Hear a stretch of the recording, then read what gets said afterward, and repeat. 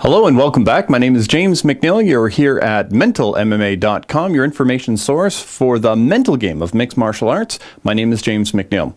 This particular session within the Emotionally Intelligent Fighter is entitled Self-Image, Self-Esteem. I cannot overstate just how central this is to a total wellness of life, of family, of relationships, of business, of mixed martial arts. Very few things are as central as this topic, how I perceive myself, how I manage my impressions of myself, my beliefs of myself, my feelings of myself. And so very important, central to everything. This will continue to be unpacked as we talk about other topics and apply it to fight predictions and so on. But let's just begin by breaking down what is self-image, what is self-esteem. Whether you're a trainer, whether you're a coach, whether you're a cornerman, whether you're a fighter, whether you're a fan like me, whether you're a gambler for pride or profit, this is essential information for ourselves personally and professionally, and of course within mixed martial arts. So let's go. Let's start with what is self-image. It's kind of inside of the word, but the clue is image, and it means how do I see myself. So how do I see myself is, think about it this way, we have a million self-images. We have one self-esteem. So a self-image is how I see myself as a, and then you fill in the blank. So how do I see myself as a dancer? How do I see myself as a musician? How do I see myself as a grappler? How do I see myself as a striker? How do I see myself as a human being, as a friend, as a businessman, as a money manager, as a husband or wife? So how I see myself in that role will determine how I'm going to behave and the expectation I place on myself. Self-image is kind of like a thermostat. If I assume my income should be, let's say, $100,000 a year, well then if I'm behaving in a way, if my month doesn't produce, let's say, 9,000, something like that, you get the idea? If my month doesn't make that, I feel tension, and that tension must be relieved. I must find a way to fix it. If it's too low, I get all tense and I have to find a way to bring it up.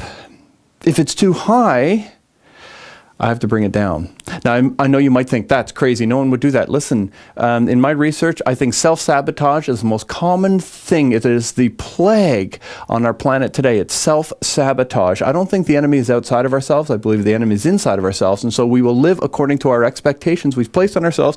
That is self-image. I see myself as a good person. When I behave outside of that, I feel very uncomfortable. I have to correct. I have to apologize. I have to realign myself to my vision. For an example, you may know the name Donald Trump. Most people do. Well, there is a time that he was broke. He might be broke again. Don't know. None of my business. But, whoa, I'm throwing things. Sorry about that. I'm sure my son will edit that out. Anyways, back to that. Donald Trump has had tough times financially. Of course, we know him to be a wildly successful financial person in the world of real estate and otherwise. There was a time that he was on a downturn, and he tells the story of walking into the Trump Tower, and he was walking with his daughter, and there was a homeless person begging, and Donald Trump turned to his daughter, and you know, they're dressed up nicely, and they're going into their castle in the air, and all of that. But he turned to his daughter and he said, you know, that man's personal net worth is greater than mine. He is more financially well off than I am right now, and yet he was not living it. He was behaving like a very, very wealthy person. Now you might say, oh, what does that mean? Buy a fancy suit and somehow the money will show up? No, you might just go broke overspending. But what he was saying was he had lost on a big scale massive amounts of money. Now he's in the negative. Donald Trump did not rest. He did not stop. He sees himself as being the Donald Trump on top of the world. And he fought and worked, and he has tools and resources. He has skills and abilities. He has contacts and potentialities. And so he just pulled all those resources together to get back to where he was and try and get back on top. And so some of us say, I should be there financially, and so I work to achieve that. Where we set our thermostat is where we're going to work. Just like the thermostat in a room. If it gets too hot, the air conditioning comes on and brings it down. If it gets too cold, the heat kicks in and brings it up. The setting we set for ourselves in all arenas of life is what we're going to force ourselves to live up to or live down to. So be mindful what you say about yourself, what you believe to be true about yourself. Let me go one more step and then I'll move on. Hopefully this is helpful stuff. One more step and then I'll move on. Self-image also is our own invention. What we found with like child prodigies, kids who can play, concert violinist at the age of 4. We wonder why. Well, when we researched it, what we found is belief precedes evidence 100% of the time. So first the child believed they could, then they began to show evidence, not the other way around. We always assume that first a child sees evidence, or parents see evidence, belief is formed based on the evidence, and then the evidence is built. Well, no. What we found is actually a belief precedes anything. For no reason, a person believes something, then they begin to act it out. So please know this, you can realign your self-images. You can say, well, I used to this, that's fine, that's true, that's honest, but now who knows how far I can get, and who knows how good I can get at striking or takedowns. Maybe that's not my past, but it is in my future. George St. Pierre didn't say, well, I didn't wrestle in college, so I don't have a chance of being a great wrestler. He is seen to be now, and I don't think there's any argument, he is the premier wrestler in the world of mixed martial arts today, and yet he did not go through the traditional wrestling school on his way up. His self-image said, maybe I can. Maybe I can. And he simply began the quest to become great at something. So self-image, how I see myself, it is vital. It affects how we behave, how we grow, how we improve or go down. By the way, this is also why some people can lose a championship really, really fast, because they didn't see themselves as a champion.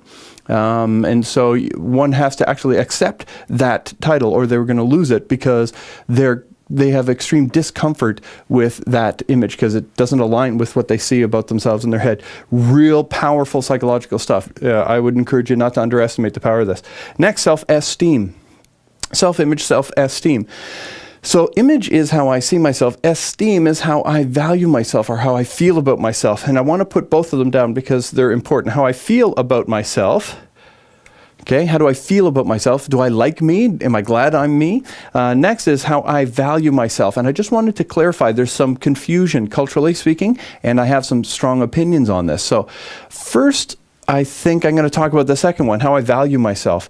How I value myself compared to what is the question. In our culture, in North American culture, it seems to be that we're supposed to think of ourselves as better than everybody else. And you might say, no, that's not true, James. Well, check the media, check the focus of our commercials, and the focus of a lot of our conversations is I want to outdo, I'm unique and I'm separate and I'm above and I'm this. And there's a lot of individualism, a lot of narcissistic I am. And so some superiority so that I can feel better about myself. All you have to do is think higher about yourself and treat yourself better, and then everything's going to go well. And sometimes I would say that that's not only excessive but inaccurate and inappropriate. What we could do is have a healthier universal perception of value. There was a time in the world that most people shared a very common thought, and the common thought was we're all equally and infinitely valuable. No one is more valuable than anyone else. A person who stands in front of a microphone, in front of a camera with a microphone is no more valuable than the person sitting behind or standing behind the camera with the microphone. The person who edits the video is no more important than the person that writes the video. We're all just folks doing our thing, doing what we do, providing to the planet the gifts and abilities, unique talents that we have to contribute. And so I don't have to value myself as higher than somebody else, nor do I have to see myself as less than somebody else. I can actually say we're all universally valuable, that I am equally and infinitely valuable, and that just settles that argument. I personally think that's a healthy way of looking at it. I'll leave that for your own personal consideration.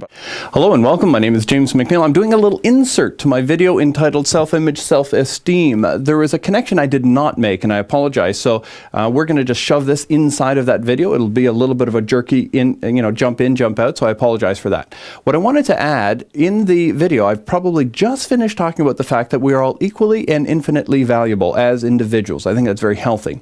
As it relates to mixed martial arts, I want to make the connection. I apologize. I talked about it without making this connection. As a fighter, what's essential for us to realize, if you're a mixed martial arts competitor, you may or may not buy into my philosophy of we're equally and infinitely valuable as individuals, therefore as fighters. But if you do buy into it and you say, okay, but what does that mean to me as a fighter? Am I supposed to see them as the same as me, or better than me, or less than me? I think that's an excellent line of thought. Here's my perception.